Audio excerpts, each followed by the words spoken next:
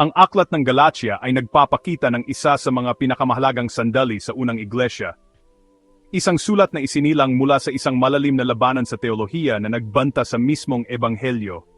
Isinasalaysay ni Pablo ang isang pampublikong paghaharap sa Antioquia, isang masigla, multicultural na lungsod kung saan magkasamang kumakain ang mga Judyo at Hentil.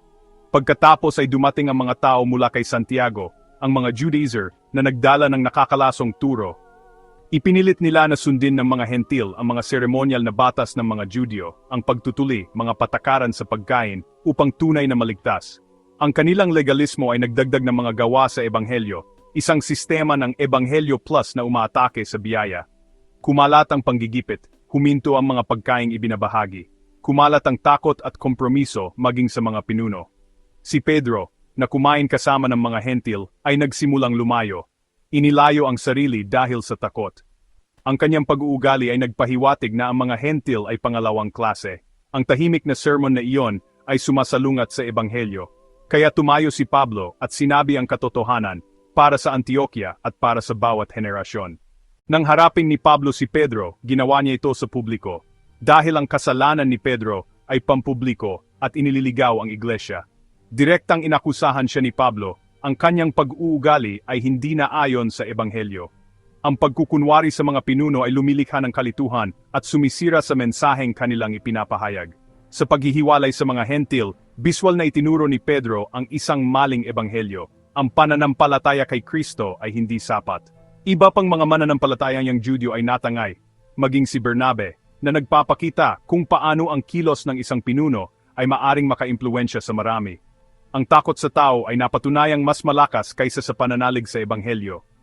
Ang pagsaway ni Pablo ay matalim at direkta. Pinaalahanan niya si Pedro na sila, bilang mga Judyo, ay hindi pinawalang sala sa pamagitan ng kautusan. Inilagay nila ang kanilang pananampalataya kay Kristo. Bakit ipipilit ang mga Hentil sa ilalim ng isang batas na hindi makapagliligtas? Muling itinatayo ni Pedro ang isang pader na giniba ni Kristo, isang pader na naghihiwalay sa Judyo at Hentil. Hinarap siya ni Pablo dahil sa pag-ibig. Pag-ibig kay Pedro, pag-ibig sa iglesia, pag-ibig sa kadalisayan ng ebanghelyo. Sa puso ng talumpati ni Pablo ay ang pagpapawalang sala sa pamamagitan ng pananampalataya lamang, ang katotohanan na nakataya. Ipinapahayag niya, hindi tayo pinawalang sala sa pamamagitan ng mga gawa ng kautusan, kundi sa pamamagitan ng pananampalataya kay Jesucristo. Ang mapawalang sala ay ang ideklara na matuwid, isang agarang hatol mula sa Diyos, hindi isang proseso na ating kinikita. Hindi ito dahil sa ginawa ng makasalanan, kundi dahil sa ginawa ni Kristo para sa kanila.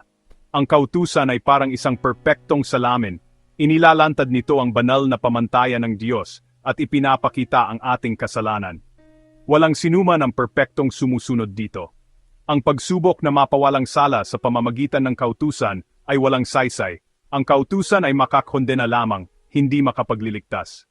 Ang pananampalataya ay isang walang laman na kamay na tumatanggap ng libreng regalo ng Diyos. Kapag nagtiwala tayo kay Kristo, ibinibigay ng Diyos ang kanyang katuwiran sa atin.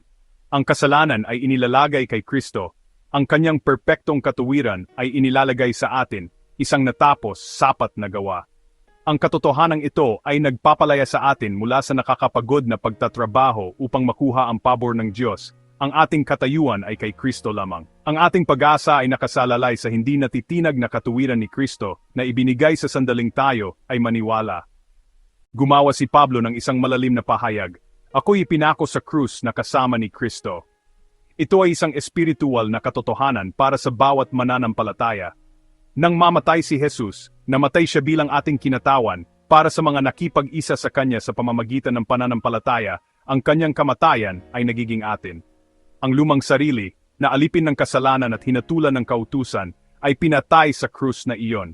Ang pagangkin ng kautusan sa atin ay namatay din doon. Masasabi ni Pablo, hindi na ako ang nabubuhay. Hindi niya tinatanggihan ang pagkakakilanlan. Ipinapahayag niya na ang luma, nakatuon sa batas na sarili ay wala na. Ang pagnanais para sa sariling merito at pagtitiwala sa personal na katuwiran ay tiyak na natugunan.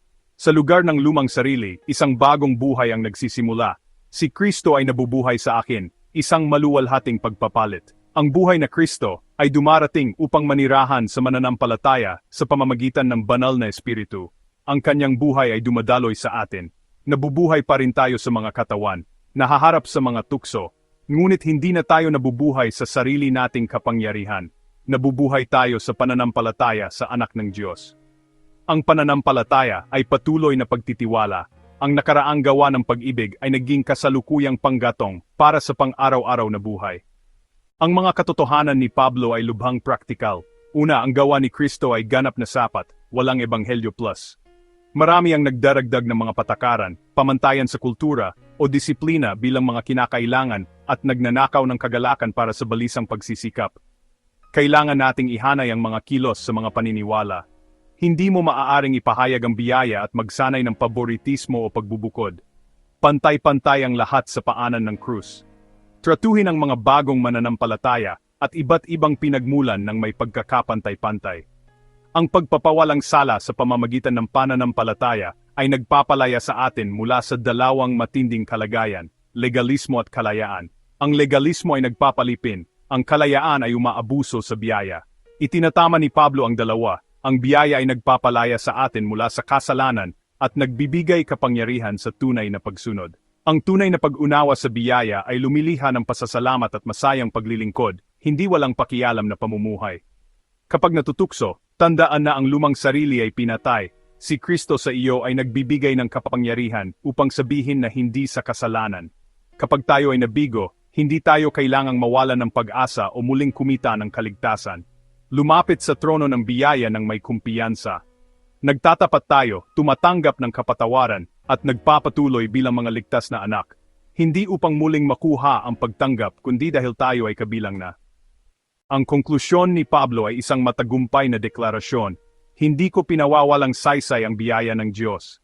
Sapagkat kung ang katuwiran ay sa pamamagitan ng kautusan, namatay si Kristo nang walang kabuluhan. Ito ang pinaka-importanteng punto. Ang pagdaragdag ng anumang ritual o pagsisikap ng tao sa ebanghelyo ay nagpapawalang saysay sa biyaya. Sinasabi nito na hindi sapat ang krus. Ang kamatayan at pagkabuhay na maguli ni Kristo ay isang natapos, makasaysayang gawa, wala tayong may daragdag dito. Ang katotohanang ito ay nagdudulot ng kalayaan mula sa pagkakasala at takot sa paghatol. Wala nang walang katapusang pagtatrabaho para sa sariling pagpapabuti. Ang kalayaan ay hindi dahilan para sa katamaran. Ito ay nagiging panggatong para sa kusang loob na pagsunod na nakaugat sa pasasalamat. Kapag naunawaan mo na ikaw ay minamahal, pinatawad, at tinanggap bukod sa pagganap, ang iyong puso ay umaapaw sa pasasalamat. Magpahinga sa natapos na gawa ni Jesus. Mamuhay sa katotohanan, hindi na ikaw ang nabubuhay, kundi si Kristo ang nabubuhay sa iyo. Ito ang hindi natitinag na pangako ng Ebanghelyo, ang ating pag-asa, kalayaan, at kagalakan para sa ngayon at sa walang hanggan. Hayaan ang buod na ito ng Galatia 2 na baguhin ang iyong pananaw sa biyaya magpakailanman. Kung nagustuhan mo ang buod na ito, paki-like ang video at mag-subscribe para sa mas maraming makabuluhang nilalaman tungkol sa Biblia at pananampalataya.